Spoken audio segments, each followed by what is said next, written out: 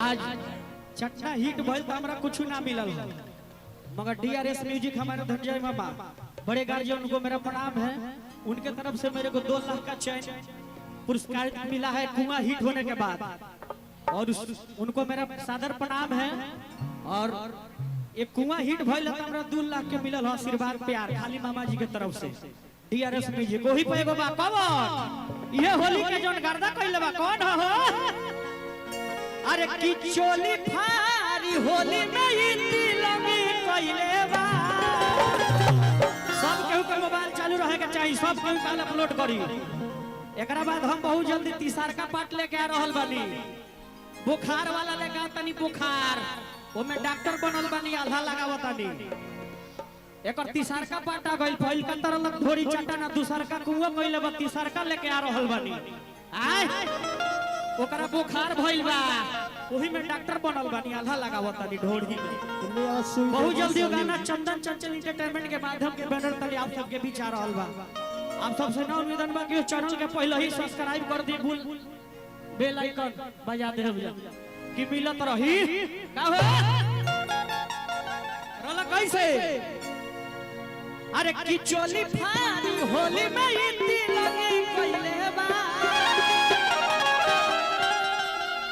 अरे की चोली फारी होली में इतनी लगी कइले बा।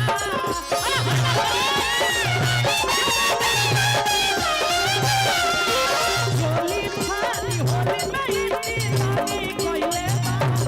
तो रंगी रंगी ढोरी देवारा सत रंगी कइले बा।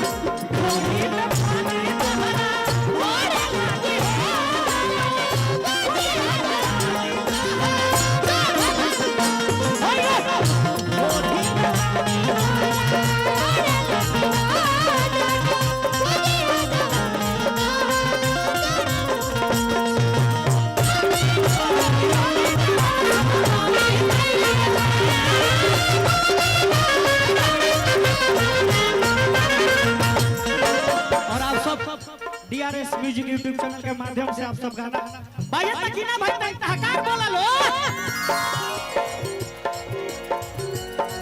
एकरा बात की सरकार रहल बा, याद रखत बा। अरे की फगुआ में ई लगुआ बड़ा हतमी कइले बा। अरे की फगुआ में एगो राहुल भैया का गाना गा। अरे की राहुल भैया के 3 गो साली रंगकावाना में डाली। अरे की बड़ की बिया गोर छोटा की मझली बिया तिलवाली।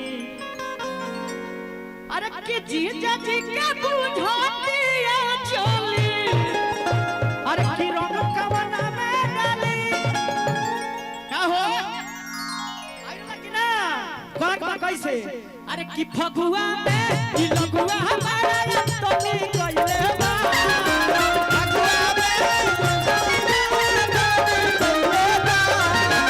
फगुआ में ई लगुआ हमारा तनी कइले बा। रंगी रंगी ढोरी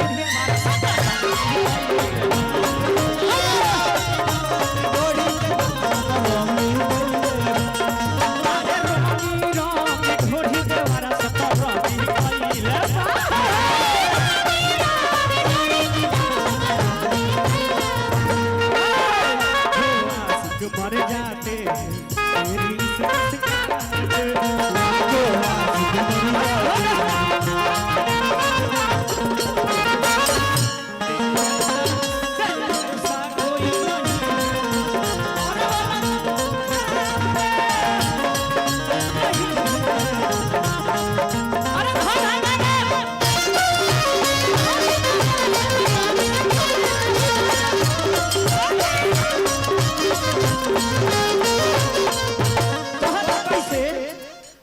के पिचकारी आ खोल देता साड़ी अरे की माई रे माई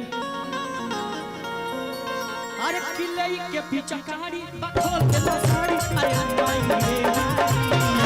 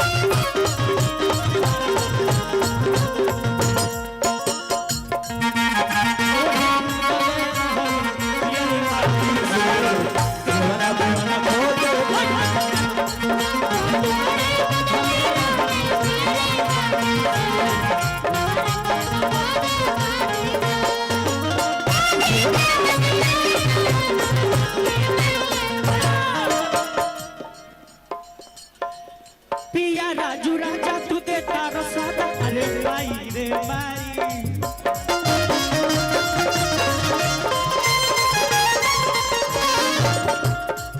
चंचल राजू राजा देता वे महाजा अरे माई रे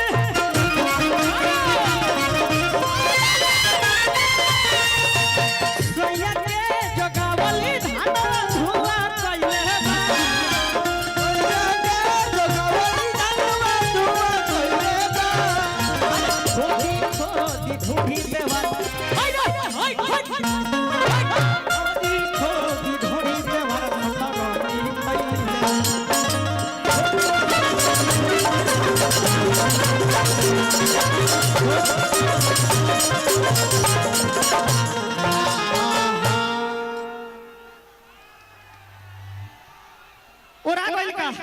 हम कनी की रसो गिराई का हो हम कनी ढोड़िया रस गिराई का।